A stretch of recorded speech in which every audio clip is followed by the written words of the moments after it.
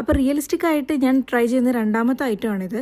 എന്ത് item try ചെയ്യണമെന്ന് ഇങ്ങനെ ആലോചിച്ച് നിൽക്കുമ്പോഴായിരുന്നു ഈ ചെറി എൻ്റെ കണ്ടുപെട്ടത്.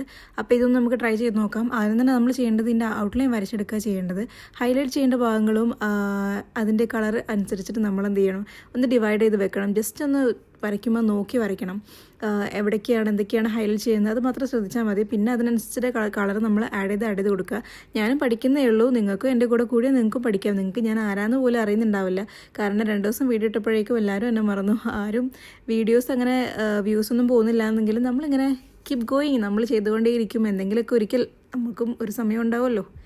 അപ്പോൾ ഇങ്ങനെയാണ് ഈ ഡ്രോയിങ് നമ്മളിങ്ങനെ പുരോഗമിച്ച് വന്നിട്ടുള്ള ഏറ്റവും ലാസ്റ്റ് ഇതിൻ്റെ ഫൈനൽ ലുക്ക് കൊടുത്തിട്ടുണ്ട്. ഇത് എത്രത്തോളം റിയലിസ്റ്റിക് ആയിട്ടുള്ളതെന്ന് നിങ്ങൾക്ക് കാണുന്നവർക്ക് മനസ്സിലാവുള്ളൂ. നിങ്ങൾക്ക് ഇത് എങ്ങനെ തോന്നുന്നുണ്ടോ? ഞാനങ്ങനെ തിരിച്ചും മറിച്ചൊക്കെ നോക്കിയായിരുന്നു. അല്ലെങ്കിൽ നമ്മൾ വരയ്ക്കുമ്പോൾ ഒരു ഓക്കെയിൽ വരയ്ക്കും, പിന്നെ അവസാനം ഒരു അരമണിക്കൂർ 3/4 മണിക്കൂർ നമ്മളിത് നോക്കിയിരിക്കും ഇത് കറക്റ്റായോ ഇല്ലയോ എന്നുള്ളത്. അതായിരിക്കും നമ്മുടെ പണി. അപ്പം നിങ്ങൾക്ക് എത്രത്തോളം ഇത് ഇഷ്ടമായി, ഇത് നാച്ചുറലായിട്ട് തോന്നുന്നുണ്ടോ എന്നൊക്കെ കമൻറ്റ് ബോക്സിൽ അറിയിക്കണം. ഒന്ന് സപ്പോർട്ട് ചെയ്യണം, ലൈക്ക് ചെയ്യണം, സബ്സ്ക്രൈബ് ചെയ്യണം. അപ്പോൾ ടാറ്റാ, ബൈ ബൈ.